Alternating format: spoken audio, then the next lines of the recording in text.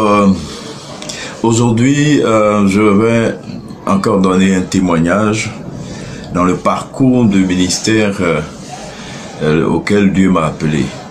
Alors, il faut dire que dans les débuts, lorsque nous avions commencé à côtoyer les chantres dans le milieu de l'église, parce que bon, nous quittions du monde avec l'esprit du monde, avec tout ce que nous avons trimballé comme habitude. Il y a un pasteur, un évangéliste, l'évangéliste John Migan, qui me disait lorsque vous allez chanter, on t'invite, tu vas chanter, ne prends pas de l'argent. Vraiment, j'ai trouvé que c'était quand même difficile de le faire, parce que être chanteur, cela demande beaucoup d'argent. Il faut se déplacer, il faut payer le taxi, il faut payer, bon, si tu as une voiture, il faut l'entretenir, il faut de l'argent. Pour aller en studio, il faut de l'argent. Et dans ce milieu, on n'a pas les producteurs qu'on trouve à tour de bras comme dans le monde. Et comment faire? Bien aimé, j'ai compris tout de suite que ça allait être difficile, mais en même temps, je me suis rendu compte que Dieu est fidèle. Vous connaissez le passage qui dit que Dieu n'est pas ingrat pour oublier notre amour manifesté pour son nom. Pour son nom, Dieu n'est pas ingrat. Alors, si l'or et l'argent lui appartiennent, comment est-ce que nous allons manquer de quelque chose? Tout l'or que le monde poursuit, les hommes poursuivent, cela appartient à Dieu. Alors si nous le servons, est-ce qu'il va nous abandonner? C'est difficile à comprendre. Franchement, en tant que charnel, en tant qu'être humain, comment le monde fonctionne, c'est difficile. Mais en même temps, nous savons que c'est par la foi que nous croyons. C'est par la foi que nous marchons. Si ce n'est pas par la foi, personne ne peut servir Dieu par sa propre pensée, par son intelligence, parce que l'intelligence ne peut pas comprendre ce que la foi nous impose. Parce que la foi dit, il faut croire sans avoir vu. Il faut manifester déjà qu'on a reçu ce qu'on espère. C'est difficile. Mais j'ai compris tout de suite la valeur de cette parole. Dieu n'est pas ingrat pour oublier notre amour que nous manifestons pour son œuvre. Vous connaissez l'histoire de cette femme qui a versé son parfum pour essuyer les pieds de Jésus, pour l'embaumer, pour le parfumer. Et tout le monde sait dans la Bible la valeur de ce parfum. Aujourd'hui, c'était quelque chose de très cher. Elle a versé. C'est-à-dire qu'elle ne peut plus ramasser. Elle a versé. Que Dieu a d'elle. Il dit qu'on ne l'oubliera jamais. Jusqu'aujourd'hui, son témoignage dans la Bible. Son témoignage dans la Bible. Le Seigneur a manifesté son amour de façon éternelle pour cette femme. Jusqu'à ce qu'elle n'est plus là, mais Dieu manifeste encore son amour pour elle, pour ce qu'elle a fait. Pendant que d'autres, dans la chair, disaient, mais cet argent, on peut prendre ça pour aider les pauvres.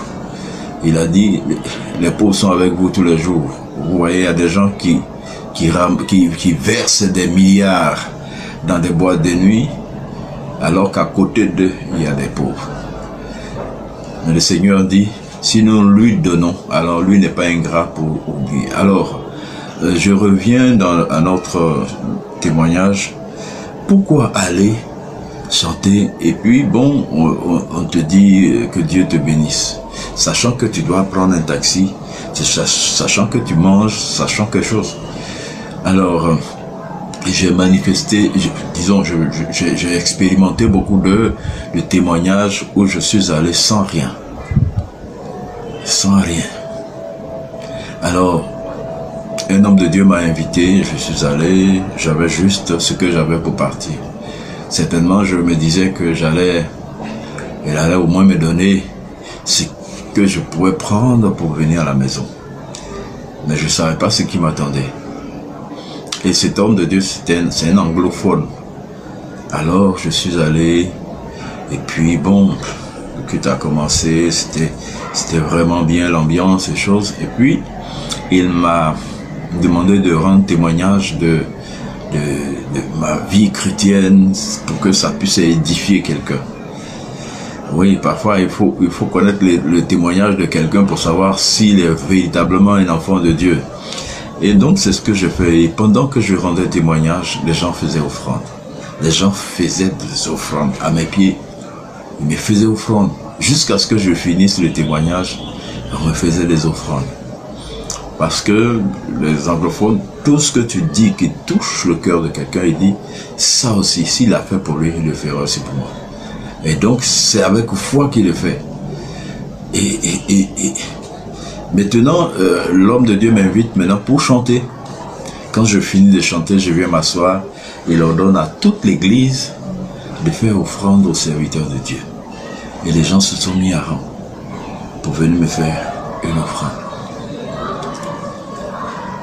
J'étais stupéfait. Déjà 2 offrandes. Je n'ai même pas chose. 2 offrandes. Et après cela, l'homme de Dieu m'invite dans son bureau. Puis maintenant, lui, il me fait son offrande. Bien aimé, je suis sorti de là avec près de 250 000. Franchement, s'il m'avait dit combien est-ce que comme beaucoup le font, combien est-ce que ça, voilà, que le cachet c'est quoi, bon. S'il m'avait dit ça, je lui aurais dit peut-être 50 000. 50 000 parce que je ne veux pas qu'on dise que je suis pour l'argent aussi, bon, que c'est pas aussi gratuit. 50 000. J'ai eu 250 000 sans rien demander. C'est là que Dieu manifeste son amour pour nous, sa gratitude pour nous, parce que c'est par amour qu'on le fait. On ne demande pas l'argent pour le faire et Dieu répond tout de suite. Alors, je ne vous dis pas de cacher ça parce qu'il y a des gens qui seront choqués par cela. Vous savez, nous copions des choses. Hein, dans notre foi chrétienne, on copie des choses, mais en réalité qui ne sont pas, c'est pas la volonté de Dieu. Ouais, je vous dis la vérité, parce que Dieu est fidèle, Dieu n'est pas ingrat. Et ce qui fait que chaque fois qu'on m'invite, qu'on me demande ce cachet c'est combien, je sens que je ne vais pas être béni. Oui, parce que ce qu'on va me donner, c'est ce que peut-être j'ai exigé. C'est juste mon salaire, ça. Il n'y a rien derrière. Il n'y a rien derrière. Alors si tu demandes 150 000, 200 000 ou rien, c'est 200 000, un point, un trait. Dans le ciel, tu n'as rien d'autre. Dans le ciel, tu n'as rien d'autre. Sur la terre, tu n'as rien d'autre que ce que tu as demandé. Mais bon, tout le monde ne peut pas avoir le degré de foi. Hein? C'est pour cela qu'il y en a qui pensent que moi, je fais gratuit et machin, tout ça là. Et donc, ils pensent que, bon, ce n'est pas normal. Et on s'appuie sur le fait que l'ouvrier mérite son salaire. Est-ce que tu sais quel est le salaire que tu dois avoir quand tu vas aller chanter? Je me rappelle que je chantais dans une église et puis il y a quelqu'un qui était marié 11 ans avec son épouse, il n'avait pas d'enfant. Dans le Seigneur, ils sont mariés 11 ans. Vous voyez les pressions des parents et machin, tout cela. Et puis, c'est pas joli à voir en Afrique. 11 ans dans le Seigneur et puis tu dis Jésus, Jésus, Jésus, tu ne peux pas enfanter. Alors, et cette nuit, je chantais. Le Seigneur a touché ce couple. Les deux ont été sous l'effet du Saint-Esprit. Et les mois à venir, la femme est tombée enceinte et puis elle a accouché. Alors dites-moi, s'il devait me payer, combien est-ce qu'il allait me donner?